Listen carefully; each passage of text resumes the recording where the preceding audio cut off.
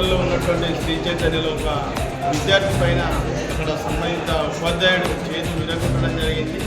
ఘటన జరిగి 2 రోజులు పూర్తయినా కానీ విద్యాశాఖ అధికారులు ఇప్పటివరకు ఎటువంటి చర్యలు చేపట్టలేదు. వెంటనే స్కూల్ యాజమాన్యం పైన చర్యలు చేపట్టాలని మేము పీడిఎస్గా డిమాండ్ చేస్తున్నాం. అదేవిధంగా నిజామాబాద్ రూరల్కి సంబంధించినటువంటి బర్దిపూర్లో కన్స్ట్రక్షన్ కాకముందే సిబిఎస్ఈ పేరుతో అక్కడ నారాయణ విద్యా సంస్థలు అడ్మిషన్ చేపడుతున్నాయి. విద్యార్థులను అదేవిధంగా వారి తల్లిదండ్రులను మోసం చేస్తున్నటువంటి నారాయణ విద్యా సంస్థల పైన క్రిమినల్ చర్యలు చేపట్టాలని మేము ప్రధానంగా ఈరోజు డిఈఓ గారికి పీడిఎస్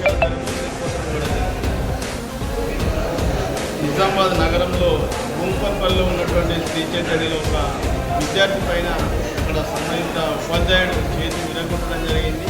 ఘటన జరిగి 2 రోజులు పూర్తయినా కానీ విద్యాశాఖ అధికారులు ఇప్పటివరకు ఎటువంటి చర్యలు చేపట్టలేదు. వెంటనే స్కూల్ యాజమాన్యం పైన చర్యలు చేపట్టాలని మేము పీడిఎస్గా డిమాండ్ చేస్తున్నాం. అదేవిధంగా నిజామాబాద్ రూరల్కి సంబంధించినటువంటి బర్దిపూర్లో కన్స్ట్రక్షన్ కాకముందే సిబిఎస్ఈ పేరుతో అక్కడ నారాయణ విద్యా సంస్థలు అడ్మిషన్ చేపడుతున్నాయి. విద్యార్థులను అదేవిధంగా వారి తల్లిదండ్రులను మోసం చేస్తున్నటువంటి నారాయణ విద్యా సంస్థల పైన క్రిమినల్ చర్యలు చేపట్టాలని మేము ప్రధానంగా ఈరోజు డిఈఓ గారికి పీడిఎస్ కూడా